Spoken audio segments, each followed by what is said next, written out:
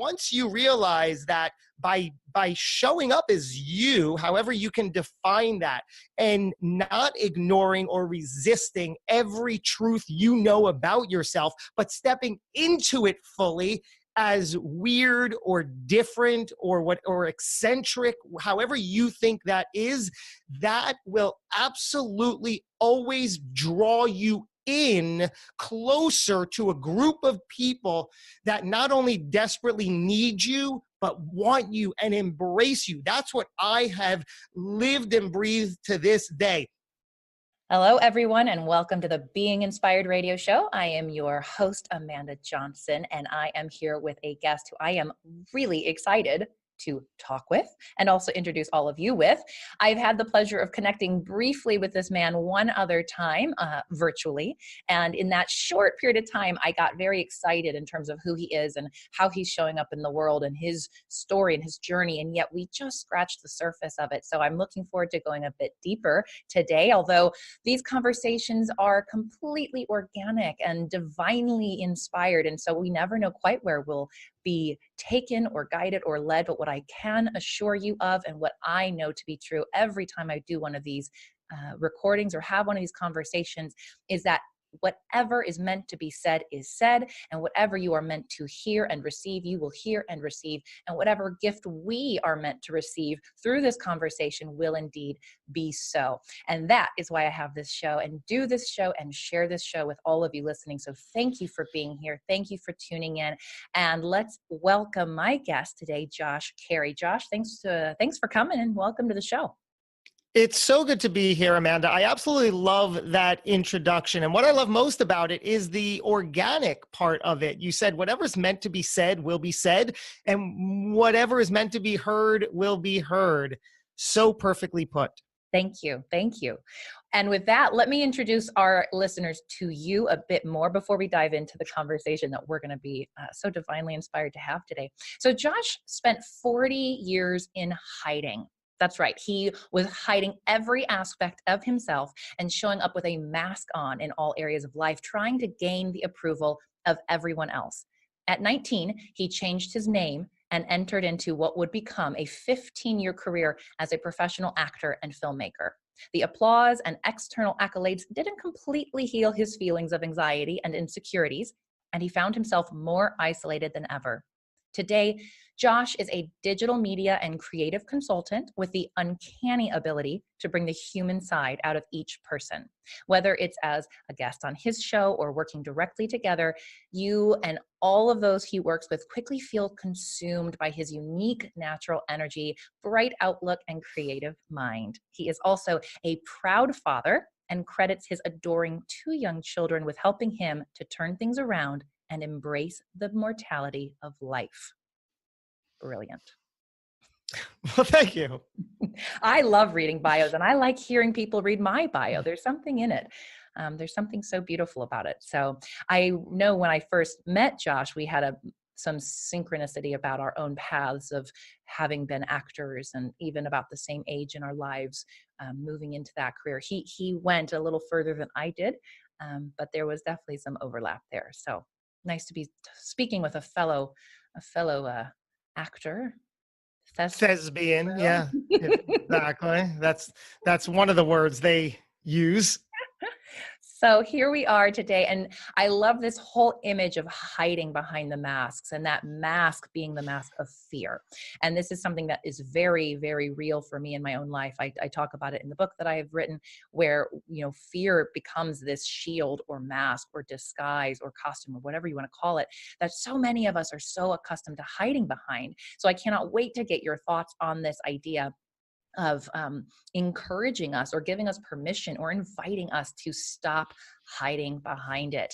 And as I start each of my episodes, I have a passage from a book that I'm going to be reading from that that talks about this idea, that talks about fear. Of course, this is in the words of this author. And so I'm going to ask you, Josh, to offer your take on that, or what that brings up in you, or what that has you think of in terms of what this topic, theme, idea means in your own life. And so the passage that I'm reading from today is coming from the book Living an Examined Life by James Hollis. Are you familiar with this book? I am not. Great. Sometimes I like to surprise my guests by the book and not have it be something they've read or are familiar with. So for those listening, again, this is coming. This is from the book Living an Examined Life, and this is what James Hollis has to say about fear. The task of the hero within is to overthrow the powers of darkness, namely fear and lethargy. Sooner or later, we are each called to face what we fear, respond to our summons to show up, and overcome the vast lethargic powers within us. This is what is asked of us, to show up as the person we really are, as best we can manage, under circumstances over which we may have no control. This showing up as best we can is growing up. That is all that life really asks of us, to show up as best we can. Chilling. Why? What is it? So there were two main things that hit me very, very well. In the beginning of that, you said about the hero within.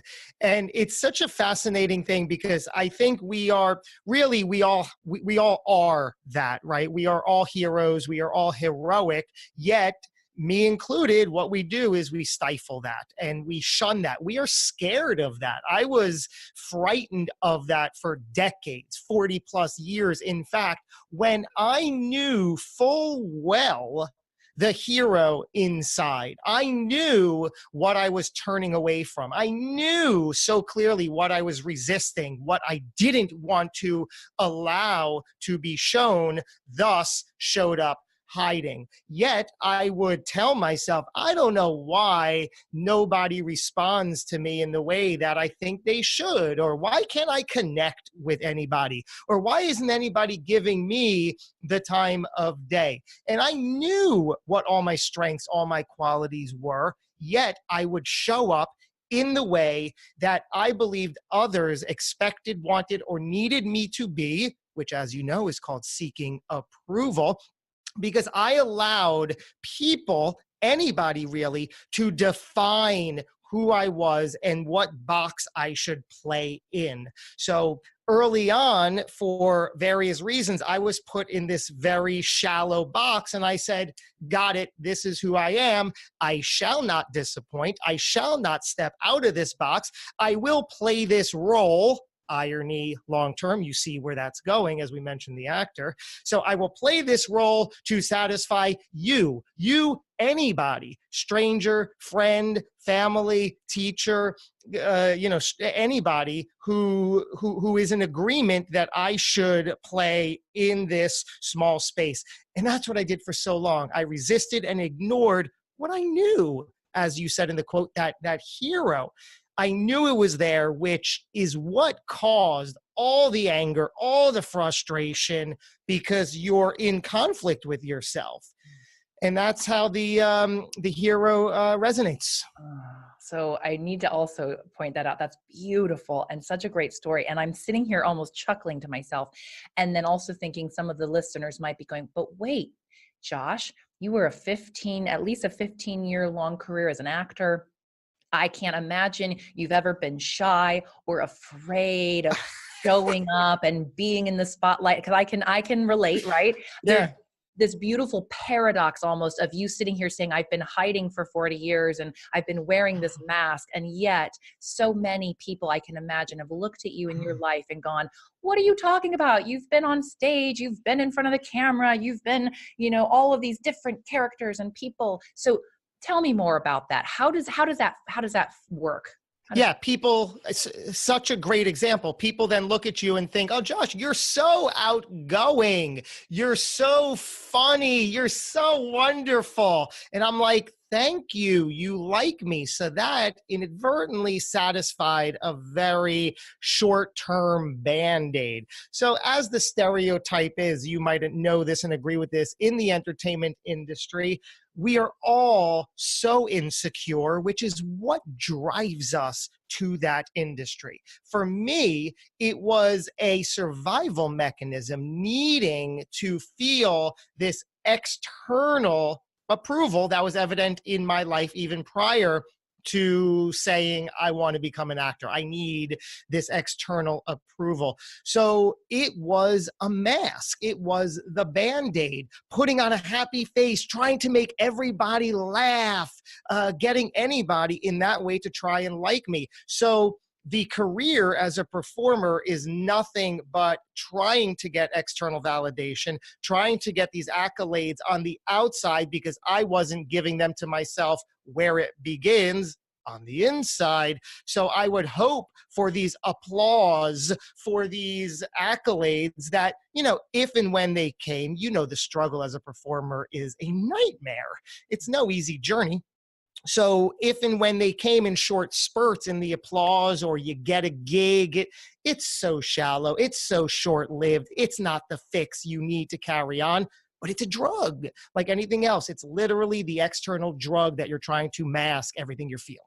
And then, and I can imagine that, and I can relate to that very specific drug, and so many others listening, it may have turned in, it could have been anything, right? But whatever was that external approval, whatever that validation, whether it was the guy looking at you the certain way, or the girl taking care of you, or the whatever dynamic you have co-created in your life experience to mask who you truly are. And here's my question. And I always ask these big questions of my guests. I don't expect you to have the answer, but what I'm asking is, what is your take on it? What have you thought about when you've asked this question, if you have, which is, why are we so afraid? Why are we afraid of being, as James Hollis says, this who we truly are? I mean, why were you afraid? Why are we afraid?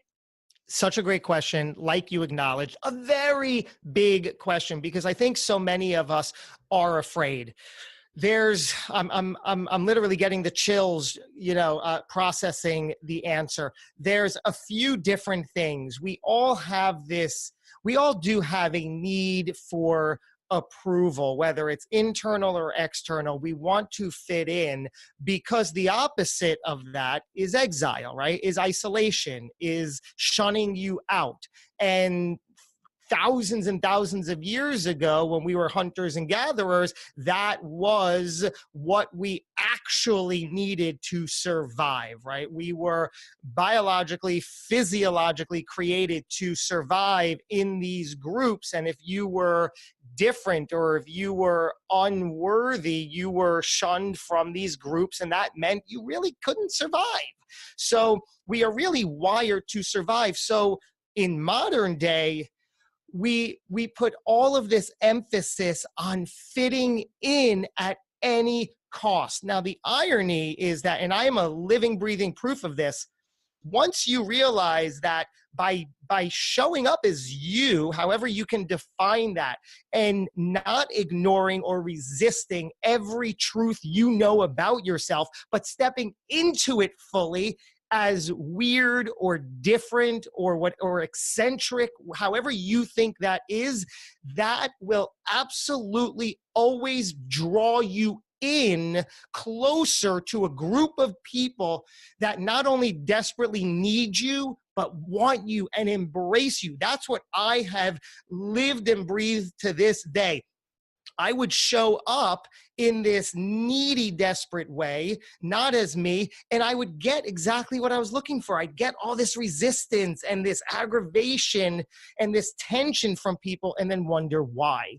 And I was so scared to think that, well, at least I'm being included, which is a very weird thing to think, but you're getting the attention. It's sort of like why we keep revisiting the same pain, because it's familiar. It's what we know. We're afraid what it might feel like or do if we go on another route, but that's the route I've since taken and have said, I'm sick and tired of being sick and tired, as that statement goes, and I'm willing to see what happens if I just put all that aside, one step, and see what happens, who I'm going to attract, what my life is going to be, what I'm going to create for myself if I just say, F that noise, which is really what I've done, and that we can discuss later, but that's the 5-step process, NOISE, that I've taken to get myself from there to here. And it's magnificent, because it puts me in front of people like you and side by side together with people like you who wouldn't have existed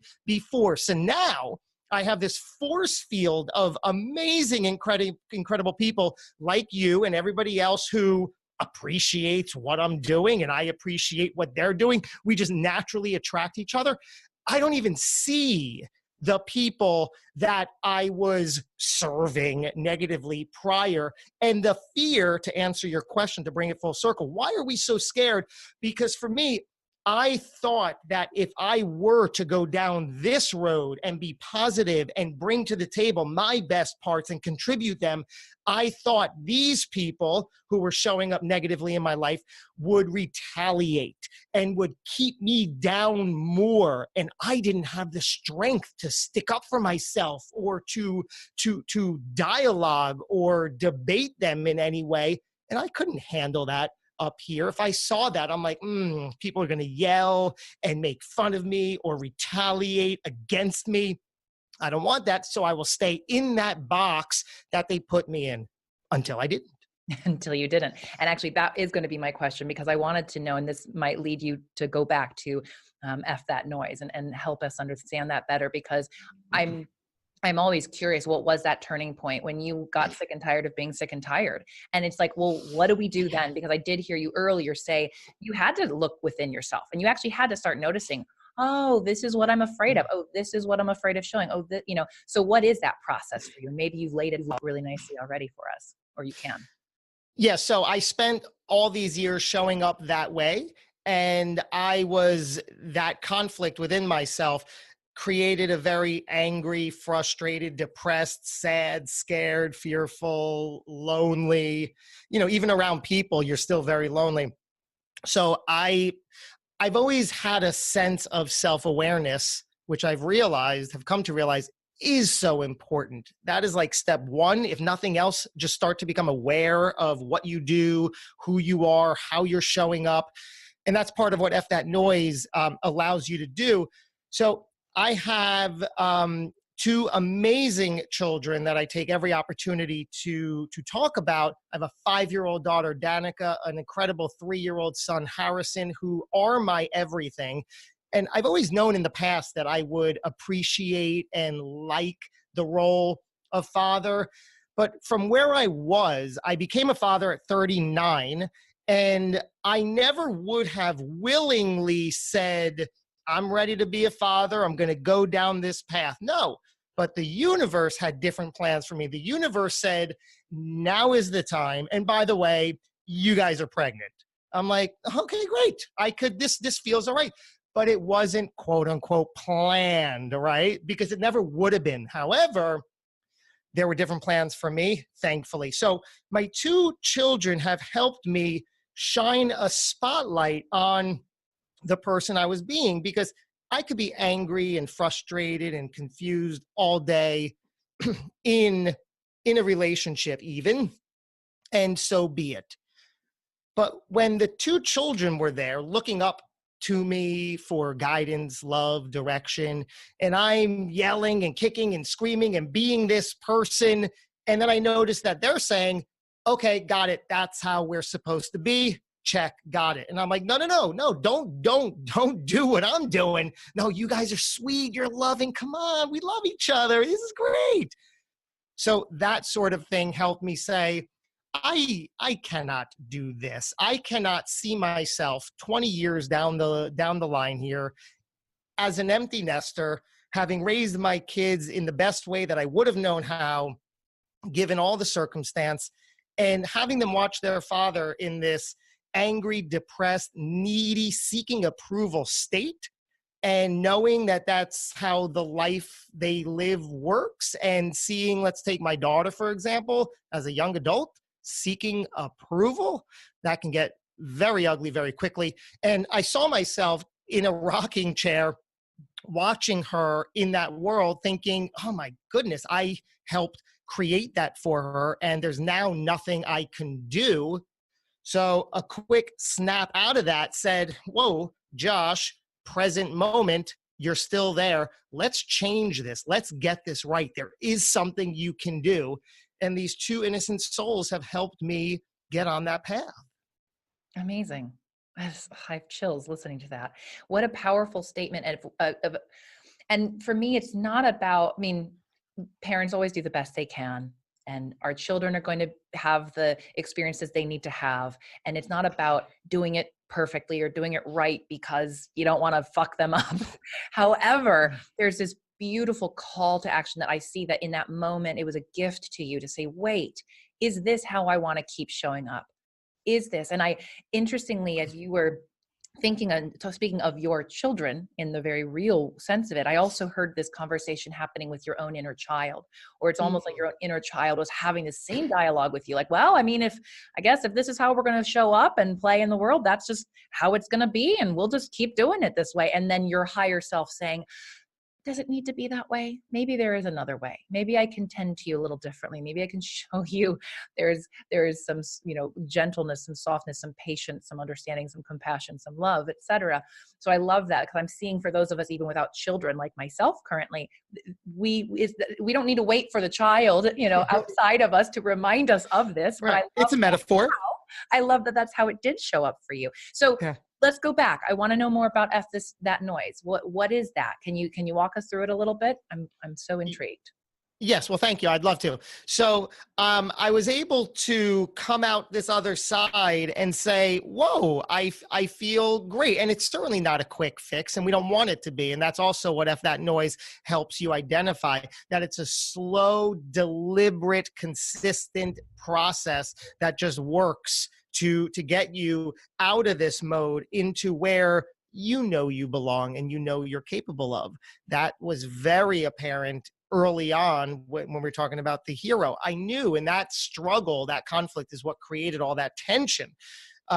So finally, I was able to put it into the perspective of F That Noise, which is the 5-step process, and I'll break down each one for you, and we can go from there. So what this is about is identifying your emotions, your emotional state, so you can become aware and break that habit. And I use that word habit very deliberately, because much of what we do and much of what we feel is a cycle in our lives. And if we're not aware to deliberately put an end to it, it'll just keep happening. So much of what we're triggered by and what we do and how we feel is just the familiar that we know, and we keep going down that path. So this is all about becoming aware to break the emotion that is not serving you. For me, it was anger. So what you want to do, F That Noise, Noise, we start with the N. The first thing you want to do is name the emotion, right? So there might be a few that run rampant, but what's the predominant one? So once you get familiar with that, it could be anger, frustration, despair, confusion, loneliness, boredom. I'm a big sadness. Sadness, right. So once you start by naming the emotion, we have a place from where to work. So we name the emotion, sadness, perfect. Now we move to the O. We are going to own that emotion. Working with clients, this is typically the most difficult one to do, because so often we want to make it about something or someone else. And there's a question I ask here, which is a simple question, but there's a trap in it. It's a very simple question, and it's, what's bothering you? Now, when I ask this question, so many clients will start talking about their spouse or their boss or their roommate or their children. It's not who's bothering you. It's what's bothering you. So they'll talk about some sort of incident or issue or thing that just keeps them in this world. But it's, okay, what about that? And we have to break that down and have you acknowledge you have to own this. It's about you, right? We're trying to change you for the better. So once you accept that it's yours and yours alone, we can proceed. So you want to own that emotion because it's giving you the power, and this is what we want. Mm-hmm. Then the I. Now you want to identify with it. You want to own it and then make it yours. I am angry. I am sad. I am frustrated. I am in despair. Whatever it is, take it on so you can acknowledge it and identify with it. That's the only way you're going to be able to release it. So once you do that and you take it on, identify with it, make it yours. Now, the S, you want to sit with it.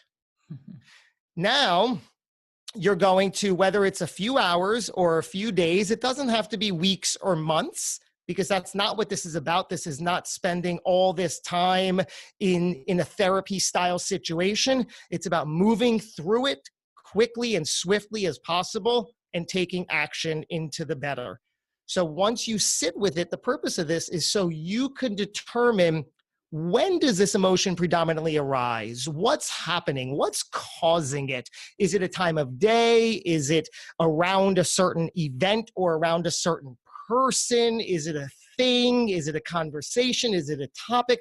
Just sit with it and become familiar of what is triggering it, what's making it arise. That way, once we get really comfortable and familiar with all of that, what we do now is create a pattern interrupt, because now we are self-aware of the emotion. We have all of the things in place we need to see it before it actually is emoting out of us, and put a pattern interrupt, something, a change that we always will do habitually. Now we're doing something else, and we can change the whole thing. Mm. Now the E finalizes all this. This is the only natural result and progression of all of this, is you will evolve. You will evolve into the person you always knew you can become. And the definition of evolve is to gradually and slowly change over time. And like I said, this is a slow and deliberate process. That's the way you want it. It's not a quick fix that changes everything, but it's not slow in it where it takes months or years. Once you put in the little bit of work, it works. And the Greek root word for evolve is evolver, which means to unravel. So think about something slowly unraveling. It just continues, and there is no limit to the amount of evolving you can do. So that is F that noise. Awesome. Oh, so great. And I love a few things that stood out to me about that is this idea of once we can own it and identify with it, there's, for me, because I think there can be resistance to that. There can even be resistance to it on the other side of evolution, which is, well, we know that's not truly who we are, so don't identify with it. However, what I know you're pointing to and how I can appreciate what you're saying is, we first have to see our power. We first need to see that we are creating it in order to then know we have the power to stop it. So until we are willing to accept our power, which is also what goes way back to what we said at the very beginning. Why are we hiding? Why are we afraid? You said something very early on. It's because I don't actually want, I'm a little bit of afraid of who I would be and what I would be capable of and what I could do, right? So we play small. We keep ourselves in these little tight boxes. Equally, when we're having things, why do we put it off on somebody else? Because I don't want to own it or think it's actually me that's creating this, because that means that I have to be the one to change it. So there's a lot of power, I think, in what you're saying, where it comes to owning and identifying and then sitting with these things. And the one question that came up as you were saying that is, and I'm not challenging, I'm more curious, is there space in that sitting with, where we also feel it, we sense it, we're not simply analyzing, right? Because there's a lot of where is this coming from and what am I doing? And there's some real opportunity in that, I believe, at least for someone like myself, as it comes to self-awareness, is to look at things, explore them, examine them. And are we feeling it? Are we sensing it? Are we letting that move through our body? Right? Well, yes, absolutely. There's no way, especially in the beginning of this, that you are, while you're sitting with it, that you're not going to feel it and experience it. But that's the win, right? There's no more beating ourselves up, which is what I've done and I can do. And even today, nobody's perfect, right? Things slip through. And the good of today, once you get on this path of deliberate action and thoroughness through this, the good of it is that if and when something happens that you are less than proud of, the difference is is you quickly know how to accept it and move on from it. It doesn't ruin your whole day. It doesn't get you down. You don't experience the guilt, the shame, the anger, or whatever the result of the action used to be. So, I mean, I have moments where I'll still get triggered from things that, you still catch you by surprise.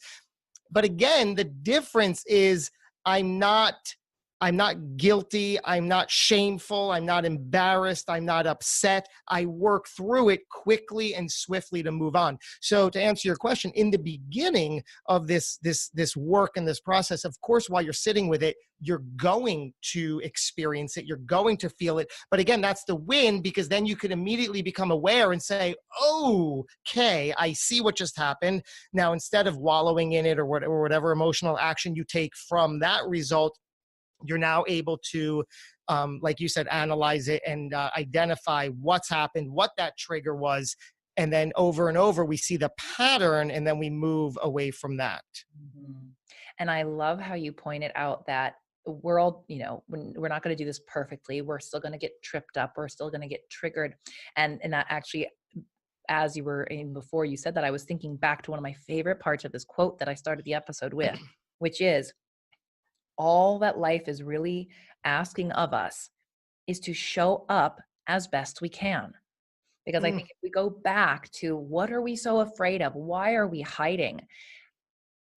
For me, and I think this can be labeled different things for different people, anybody who identifies with perfectionism, but there are so many other ways it shows up. Ultimately, it's that fear, as you said early, we don't want to be rejected.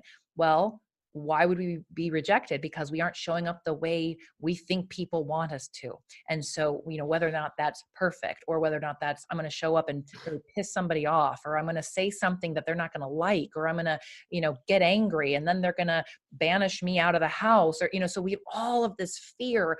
And I love that the permission that James Hollis offers in this book is, do it the best you can. I mean, Don Miguel Ruiz says it in the fourth Love it. agreement. The fourth Mhm. agreement, what is it? Always do your best. And that doesn't mean perfect. That doesn't mean you never make, and I have a whole nother thing about perfection, but in this point, I'm going to use it as in, it doesn't mean perfect. That doesn't mean not making a mistake. That doesn't mean, right, not getting triggered. It's doing our best. So what do you want to say about that? Maybe. Going back to a few paragraphs before what you just said, it also comes down to the fear of sabotage or retaliation. To reiterate that point, that's what it was for me. I'm like, I know that that's out there, and funny enough, what you focus on is what you get. And so that's all I was focused on, that I don't want that. I don't want that. And, whatever you say you don't want is exactly what you'll attract. And I knew that if I received any sort of sabotage or retaliation or resistance, I wouldn't have felt strong enough to stand up for myself. So I stayed in that box, doing whatever was necessary to keep the peace, which is all sorts of Mhm. a mess. As so many of us can completely relate. Exactly. Yeah. Josh, this is so just wonderful and good. And I'm feeling we're coming to completion. And yet, before I shift gears, I want to find out if we've missed something. Is there anything else that's coming up? Though I think we've done a beautiful job bringing it full circle. Is there anything else about hiding behind fear that needs to be expressed? Not at this moment. Yeah, that feels really good. That was wonderful. So what we're going to do now is shift slightly so that I can ask you a few questions that I ask each of my guests. And this is our opportunity to learn what is inspiring to you. And the whole purpose of my show, the whole mission and vision behind it was this idea of being inspired. And what does that mean to each of us? And it can look and feel different. And of course, there's also some similarities, right? So I love these questions, and I love the variety of answers, and then some of the overlap I receive from my guests. So the first question I ask is, who is a source of inspiration for you and why? Without a doubt, it's my two incredible children, Danica and Harrison, 5 and 3 years old. I feel like I didn't have a childhood that made sense to me. I blocked a lot of it out and starting to now just sort of get glimpses of it. So it wasn't ideal in my scenario, but now having two children, I'm very aware that I am raising them and living with them in the way that feels right. So I'm always taking the action that is just inspired. I don't even consider, so my wife will sometimes have disagreements that are like, oh, why are you letting them do that? Or, oh, you should, do it like this. And that doesn't resonate with me only because I have my own compass and I'm always out for their safety and best interest. That looks very different to a lot of different people, right? We all come from the world's perspective in very different ways. So I am always inspired by my children who are at such a great age today to allow me to live the life with them and through them. They thankfully are incredible best friends. They just adore each other. They're attached at the hip. And even though they are 2 years apart, we are asked so often if they're twins, which I think is so adorable. I'm like, no, they're 2 years apart, but I see what you mean. Harrison's a little bigger for his age, Danica's, so they probably meet right in the middle. So, I mean, I just can't stress it enough. The inspiration that they give me just to watch them live and to navigate the world for better or worse is just extraordinary. Oh, and that's inspiring me hearing you talk about these beautiful children of yours. So amen. And Yeah. that's wonderful.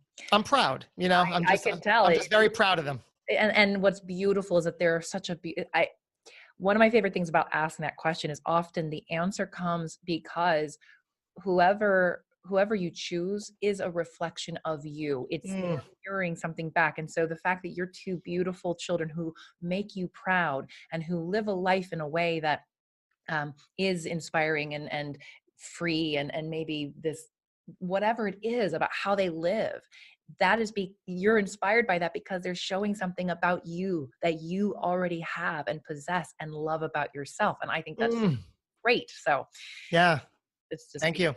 Mm-hmm. So number 2, what place or activity most inspires you right now? It's a great question. I will say the activity.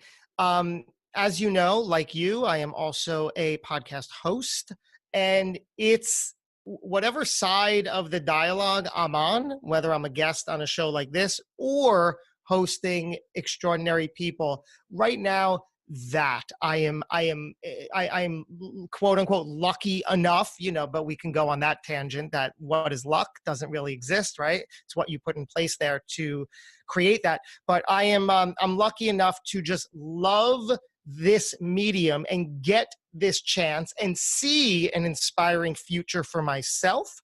So I mean, it's so funny. I woke up this morning and I thought about what excites me for today. Full disclosure, I got that piece of dialogue from another guest of mine on a recent episode. He said one of the questions he asks himself every day is, what is exciting about today? Not what do I have to do? What should I do? But what am I excited to do? So I started asking myself that. I'm like, you know what? It's so obvious, so easy. Never did it. But so I woke up this morning and I said, what am I excited to do today? And I'm lucky enough to I recorded an episode of my show as a host earlier today. And then I'm flipping the table and now I'm a guest with you here. I'm like, that's pretty freaking exciting. I was like, I like that lifestyle. I could get into this. I was like, this is the world I'm in.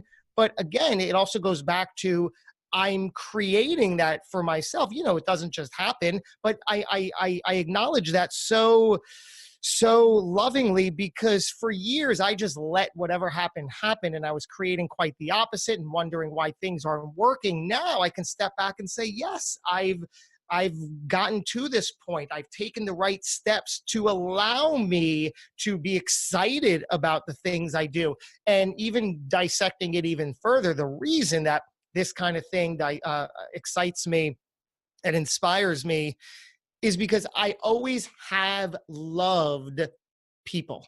I loved connecting with people, learning about people, hearing about people. I've been labeled curious often, which I used to take insultingly until I realized, no, that's a good thing. It's a positive thing. You know, son, you ask a lot of questions. And then I go and run in the corner for a few weeks. But then I'm like, yeah, that's okay. It's good. It's now an attribute. So I love being able to engage and interact with people. And this kind of activity allows for that. And I couldn't agree more. And of course, why I do it, right? This is Yeah. by far one of the things that inspires me the most. And I love that you got that question from a guest. I may be borrowing that now. Mm-hmm. Thank you for sharing that with all of us. My third question now is for the readers in us, if you happen to read, or however you take in your information, but what is a favorite book that has inspired you on your journey?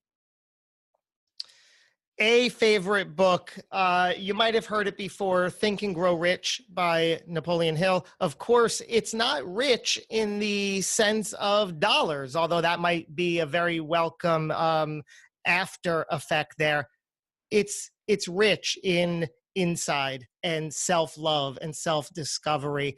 And the book was written almost 100 years ago. So that's fascinating in and of itself that I'm currently rereading today. I'm now halfway back through the book because it's the unabridged original version, and it still holds up. It's every bit applicable to just living the best life and making the most of it and doing good and doing what works.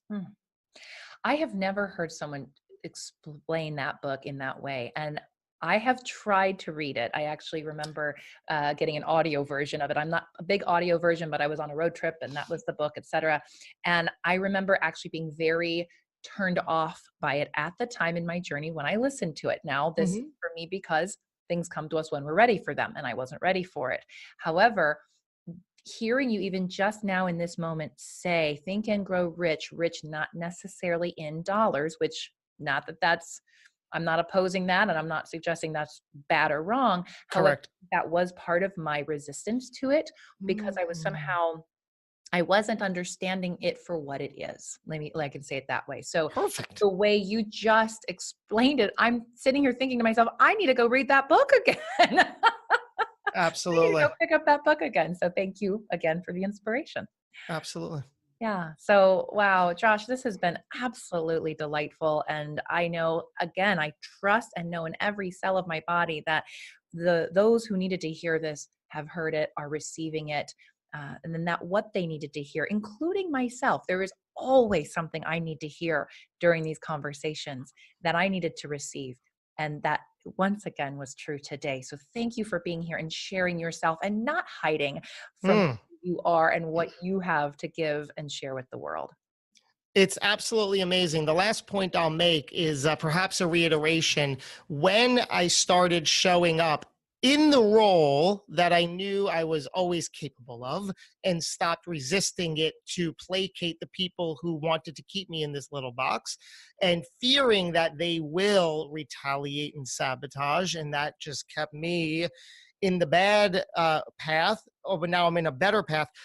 What happens now is there's this force field of all these people who support you, and I don't even see the people I once feared would retaliate. There is literally no room for them, and that's the way I see it. I see this force field of all my magnificent people now who I am among, and we're all together, sort of maybe like a mosh pit, right? We're all here. Where are these negative people going to get in? Once you play that part and be real with yourself and get out of your own way, slowly, deliberately, surely, inspired every day, As best you can. As best you can, of course. right? Nobody's judging it. It's whatever's best for you right now, and only you know that. But we do know whether or not we are resisting the better plan. And once you do that, you gain this support of people who will protect you. And that's the beauty of it all. So there's no fear, all love. Amen. The only thing that exists is love.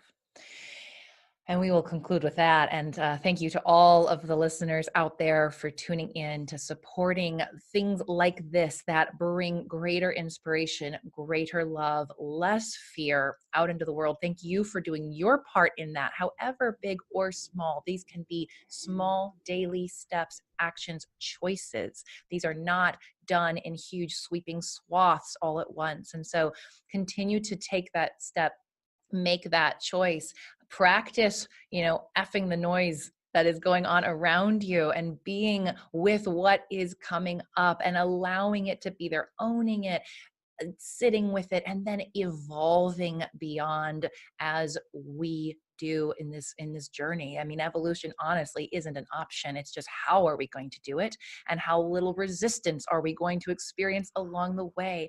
So please, if you haven't, check out Josh. I will be sure to link to him in the show notes. Otherwise, you can go to his website, which is joshcary.com. And his name is spelled in the episode, but it's Cary, Cary. So go find him, check him out. If anything he said resonated, landed with you, obviously he is creating some phenomenal things in the world and having a very positive impact on people's lives. And if you haven't yet, make sure to subscribe to this show. Find his as well, but make sure you're subscribed so that you know when the next amazing, incredible, inspirational guest will be on here. And rate, review, share, help us spread this light and love further into the world. And until next time, many blessings.